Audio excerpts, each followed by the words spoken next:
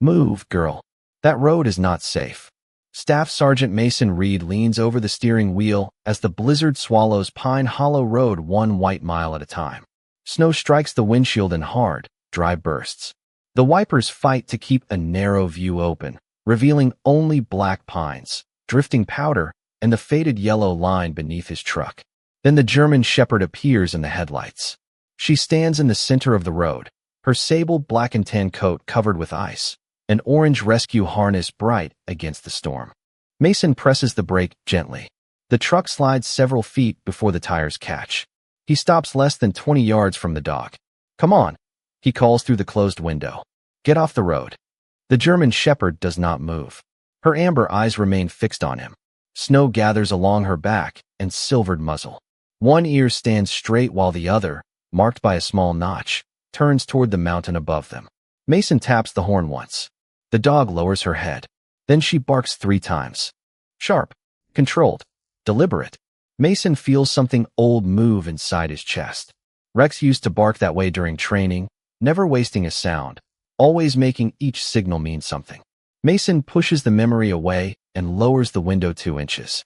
Cold air floods the cab with the scent of pine, diesel, and wet fur. "I said move." The dog steps closer instead.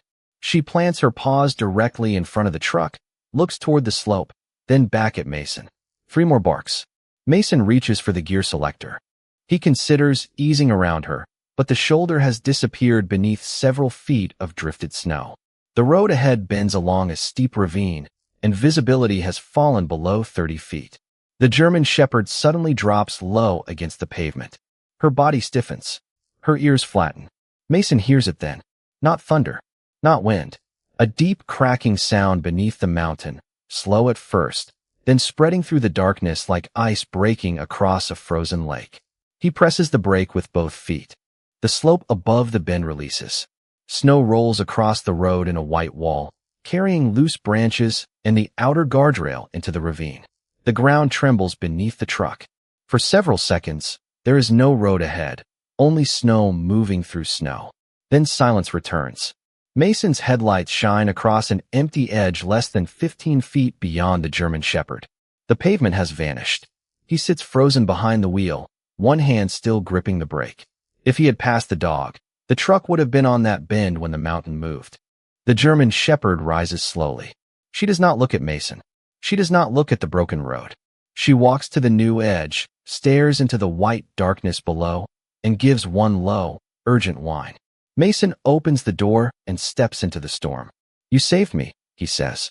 The dog turns, touches her nose to the orange harness, then looks down into the ravine again. Mason follows her gaze. Far beneath the wind, somewhere below the road that no longer exists, a faint metallic sound answers from the snow.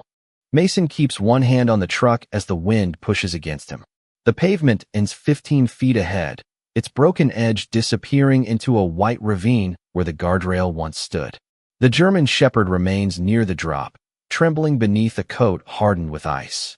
Mason opens the passenger door and points toward the heated cab. "Inside. Now." She turns toward him, takes 2 slow steps, then stops before the running board. Warm air rolls across her silvered muzzle. For a moment, Mason thinks she will climb in. Instead, she touches her nose to the orange harness, looks toward the ravine, and barks 3 times. "You are freezing." The dog ignores the open door. She returns to the edge, careful not to place weight on the fractured pavement. Her body stays low, her paws spread for balance.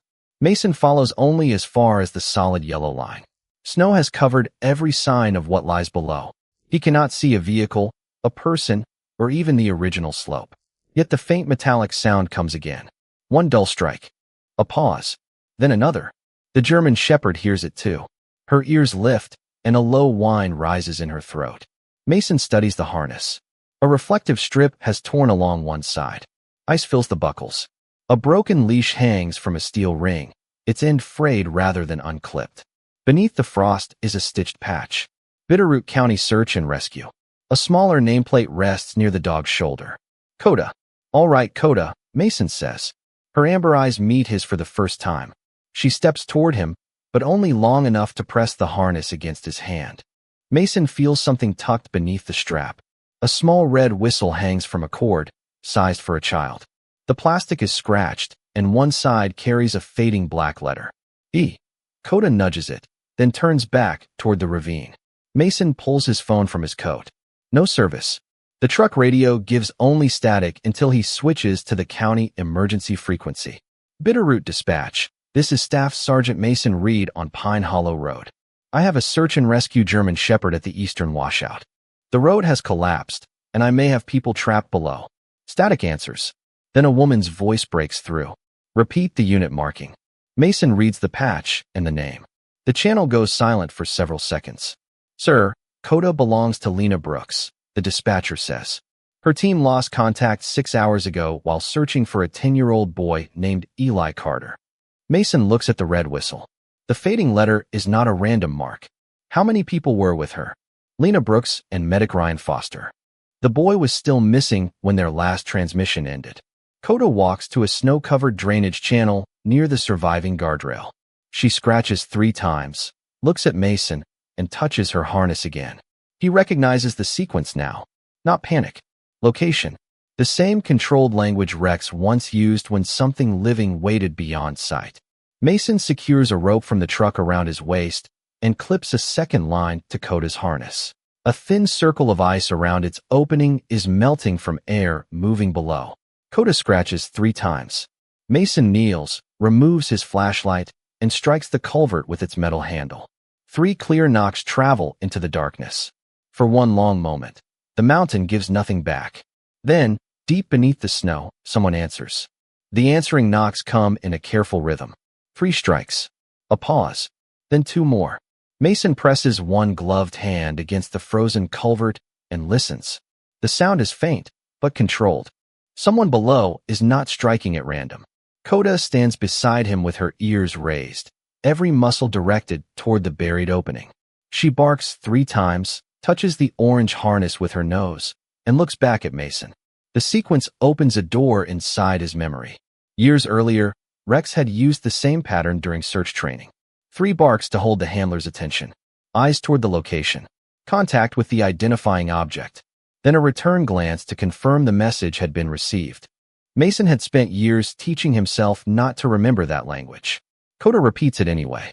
That is a location signal, he says. The German Shepherd lowers her head once, as though the answer is enough. Mason takes the red whistle from the harness and wipes ice from the plastic. A child's name has been written along the side in black marker. Eli. The storm pulls at the hood of his field jacket while the reality settles over him. The rescue team found the boy. All 3 are somewhere beneath the collapsed road. Mason returns to the truck radio. Bitterroot Dispatch. I have confirmed a response from below the drainage line. Koda is marking the culvert. The child's whistle is attached to her harness. The dispatcher answers immediately.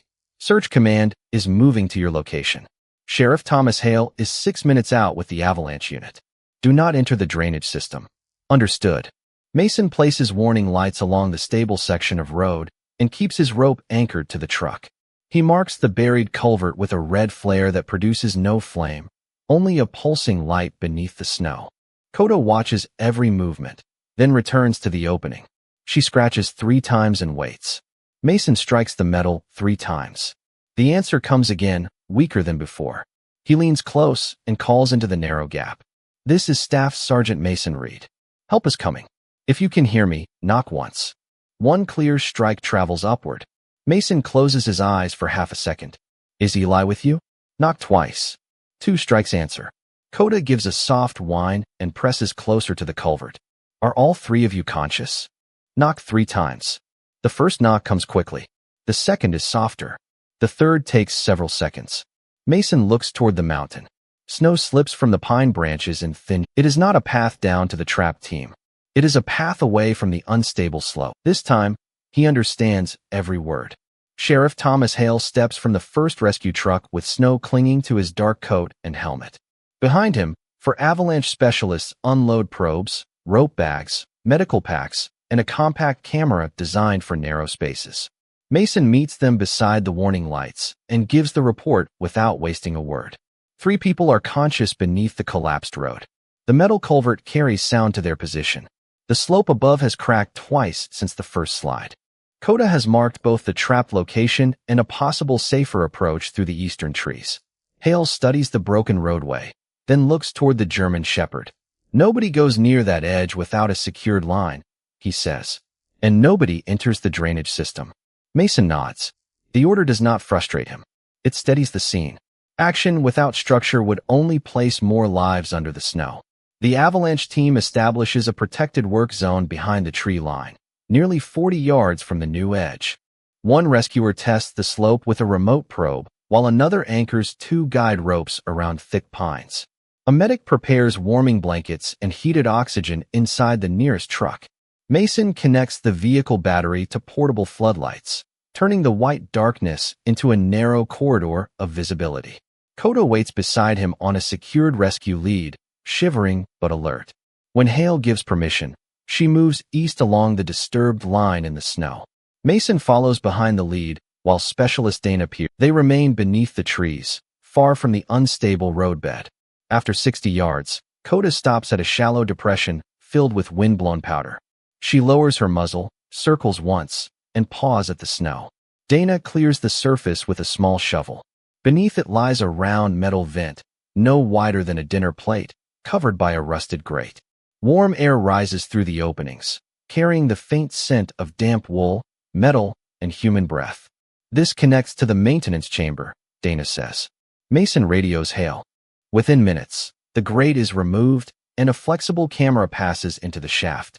The image appears on a small screen protected beneath Dana's coat. The tunnel descends at an angle before opening into a concrete chamber beneath the missing road. 3 figures sit close together inside. Ryan Foster has wrapped Eli Carter in a silver emergency blanket. Lena Brooks is positioned near the far wall, one leg held still beneath a shifted support brace. She raises one hand toward the camera. Koda sees the movement on the screen and gives a quiet sound deep in her chest. Mason leans toward the microphone attached to the camera line. Lena, this is Mason Reed. Koda found the road and brought us to you. The speaker crackles. Lena's voice arrives weak but clear. Good girl. Koda presses her nose to the vent. The chamber temperature reads 34 degrees.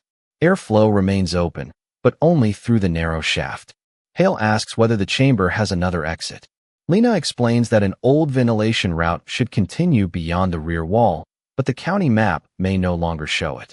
Before she can say more, a deep vibration passes beneath the trees. Snow drops from the branches in heavy sheets. Every rescuer freezes. The slope above releases a low groan. Hale orders the team back, 10 yards to the secondary line. Koda resists for 1 second, eyes fixed on the vent, then obeys Mason's hand signal and retreats beside him. They have found the 3 lives beneath the mountain. Now they must find a way to reach them before the mountain moves again. The rescue team holds behind the secondary line, while Dana studies the camera feed beneath the shelter of the equipment truck. Inside the buried chamber, Ryan Foster keeps one arm around Eli Carter and uses the last chemical warming pack beneath the boy's blanket. Eli is awake, but his eyes move slowly, and each breath forms a pale cloud in the camera light. Lena Brooks remains near the rear wall, her body supported against the concrete as she protects her trapped leg from further pressure. The thermometer on the camera line reads 34 degrees Fahrenheit. Sheriff Hale kneels beside the screen and speaks through the microphone. Ryan, how long can you maintain the boy's temperature? Static fills the speaker before the medic answers. Not long enough. His clothing is damp, and the chamber is getting colder. Hale looks toward the mountain. The wind has shifted, pushing fresh snow across the slope above the missing road. The Avalanche specialist checks the remote sensor and quietly reports that the upper layer is still settling. They have one safe access point, but it is too narrow for a person. They have 3 trapped lives, but no direct route to reach them. Mason stands beside Koda, holding the rescue lead with both hands. The German Shepherd watches the camera screen as though she understands every shadow moving inside it. When Lena speaks, Koda leans toward the sound. There should be another ventilation passage behind us, Lena says. It was part of the old maintenance system before the county sealed this section. The opening may be east of the chamber, near the rock shelf. Dana checks the current map. Nothing appears beyond the vent they already found. Hale asks for older records, but dispatch says the archived plans will take time to locate. Time is the one thing the mountain refuses to give them. Ryan reports that Eli has started shivering less. Mason knows enough about cold exposure to understand that this is not improvement. He removes his gloves for 1 second and touches the red whistle in his pocket. Rex had once taught him to notice what silence meant. Sometimes the absence of a sound carried the clearest warning. Hale orders heated air to be sent through the narrow vent. A flexible hose is connected to a portable warming unit, and the chamber temperature begins to rise by a fraction. It will help, but it will not free them. Koda suddenly turns away from the screen. Her ears lift toward the eastern trees. She pulls once against the lead, then stops and looks back at Mason. He gives her more line. She moves quickly along the protected corridor, nose low, ignoring the first vent and continuing toward a dark ridge of stone nearly 80 yards away. Mason calls for Dana and follows without crossing the marked boundary. Snow reaches Koda's chest, yet she pushes forward until she reaches a narrow gap between two boulders. She sniffs the opening, circles, and paws at the drift. No air rises from the surface. No sound reaches them. Dana scans the snow and shakes her head. There is nothing on the map here. Koda presses her muzzle deeper into the gap. Then she barks 3 times. Mason kneels and places his bare hand near the stone. Beneath the freezing wind, he feels it. A thread of warm air. Faint, steady, and carrying the scent of metal, wool, and the people waiting below. The old passage exists. Before Mason can call Hale, a warning tone sounds from the slope sensor. Koda lifts her head. Somewhere above the trees, the snow begins to move. The warning tone rises above the wind, sharp and steady. Sheriff Hale orders everyone back behind the marked tree line. Mason clips Koda close to his belt and retreats with Dana as loose snow slides between the boulders. The movement stops after several seconds, leaving the forest silent except for the alarm and Koda's breathing. Hale studies the slope monitor, then turns toward the narrow gap. "We have a small window," he says. "No one crosses that boundary until the anchor team clears it." Mason kneels beside Koda and brushes ice from her orange harness. She does not look toward the trucks or the open passenger door waiting with heat. Her amber eyes remain fixed on the stones. Dana sends a flexible camera through the gap while the rope team secures the rock shelf from above. The image travels through darkness, scraping past rusted metal and packed dirt before entering a wider passage. It leads directly toward the rear of the buried maintenance chamber. On the screen, Lena raises her head when a small light appears behind her. "You found it," she says through the radio. Hale leans toward the microphone. "Koda found it. We need to know what happened before she reached the road."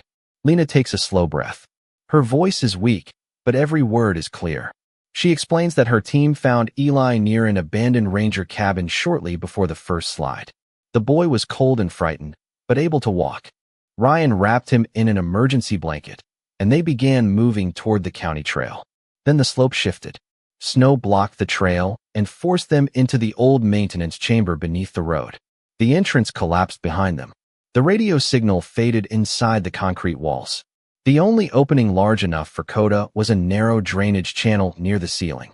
Lena removed the broken lead from the dog's harness and tied Eli's red whistle beneath the reflective strap. Then she gave one command. "Find the road. Stop the first car. Bring help." Mason looks down at Koda.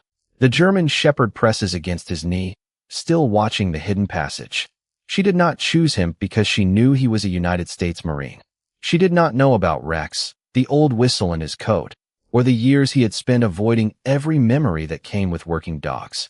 She had simply reached the road, found the first moving vehicle, and completed her duty. Yet Mason understands that obedience alone does not explain everything. Koda had stood before a truck in a blizzard while the mountain cracked above her. She had refused warmth. She had returned again and again to the edge. Training had shown her what to do. Loyalty had made her keep doing it. Hale orders the rescue team to widen the ventilation opening from the stable side of the rock shelf. Heated air continues flowing into the chamber while the rope crew lowers cutting tools and a rescue sled. Mason connects another power line from his truck, then returns to the radio. "Lena, they are opening the rear passage. Stay with my voice." A soft laugh passes through the static. Koda usually does the talking. Mason glances at the dog. She already said enough. Above them, The wind pushes across the mountain, and the slope sensor gives another low warning. The opening is real. The trap team is close. But the snow is beginning to settle again. The rescue opening widens inch by inch as the team works from the stable side of the rock shelf. Metal scrapes against stone. Heated air moves through the passage. Sheriff Hale watches the slope monitor while Dana Pierce guides the camera toward the maintenance chamber. "We have room for the rescue sled," she says. "Send the boy first." Mason stands beside the power unit, one hand on the radio and the other resting near Koda's harness. The German Shepherd remains focused on the narrow opening. Snow gathers along her back, but she refuses to step beneath the shelter. Inside the chamber, Ryan wraps Eli in another warming layer and secures him to the small sled. Lena speaks softly to the boy, telling him that the lights ahead belong to people waiting for him. Eli asks whether Koda found help. "She found exactly who he needed," Lena answers. The rope team begins pulling. Slowly, steadily, the sled enters the old ventilation passage. Every few feet, Dana calls the distance. 15 feet, 10 feet, 5. Then Eli appears between the boulders, pale and tired but awake. The waiting medic lifts him into heated blankets and carries him toward the rescue truck. As he passes Mason, Eli sees the red whistle hanging from the Marine's glove. "That is mine," he whispers. Mason places it gently in the boy's hand. Koda kept it safe. Eli looks toward the German Shepherd and raises 2 fingers in a weak wave. Koda gives one quiet bark. Ryan comes next. He moves through the passage with help from the rope line, carrying the empty medical bag against his chest. When he reaches the surface, he immediately asks about Eli before allowing anyone to examine him. The medic points toward the heated truck. He is warm, awake, and asking for the dog. Ryan closes his eyes in relief. Only Lena remains below. The support brace still holds her leg against the chamber floor, and the angle prevents the sled from reaching her. Dana studies the camera image. Hale asks the technical team for options.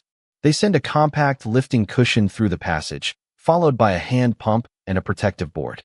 Lena follows each instruction with careful patience, shifting only when the rescue specialist tells her to move. Mason keeps the radio near his mouth. "You are doing well," he says. Koda is waiting at the opening. "She always waits until the last person is out," Lena replies. The cushion rises. The brace lifts less than 2 inches. It is enough. Lena frees herself and secures the rope around her waist. The team begins pulling her through the passage. 20 feet remain. Then 12. Koda steps forward, her amber eyes fixed on the darkness. Above the trees, the wind changes. The slope alarm gives one sharp tone. Hale raises his hand. "Keep the line moving." Snow slips from the ridge in thin white curtains. 8 feet. 6. The rope tightens as Lena reaches a narrow turn. Mason hears her breathing through the radio. "Turn your left shoulder," he says, repeating Dana's instruction. The passage opens beyond that point. Static answers. The line moves another foot. Then the radio falls silent. Koda pulls against her lead and lets out a low, urgent cry. Mason calls Lena's name once. No answer comes from beneath the mountain. For one breath, no one moves. The rope remains tight between the rescue team and the darkness beneath the rocks. Koda strains toward the opening, her paws digging into the snow, but Mason keeps the lead secure and lowers himself beside her. "Lena, answer me." Only static returns. Dana checks the camera feed. The image trembles against stone, showing a narrow passage, a rope line, and the edge of Lena's coat less than 6 feet from the opening. "She is still moving," Dana says. The radio cable is caught behind the turn. Sheriff Hale looks toward the ridge as snow begins sliding through the trees in soft sheets. The slope alarm sounds again, longer this time. 30 seconds, he says. Then everyone withdraws. Mason brings the radio close to the passage. "Lena, listen to my voice. Your left shoulder is through. Keep your chin down and move 1 inch at a time." There is no spoken answer, but the rope shifts. 1 inch. Then another. Koda stops pulling. She lowers her body and watches the opening with complete stillness, as though every part of her is listening for the person who taught her what loyalty means. Dana guides the rope team. "Steady. Do not jerk the line." 4 feet remain. The mountain gives a low, distant groan. 3 feet. Snow blows across the floodlights, turning the rescue corridor into a tunnel of white. 2 feet. A gloved hand appears between the stones.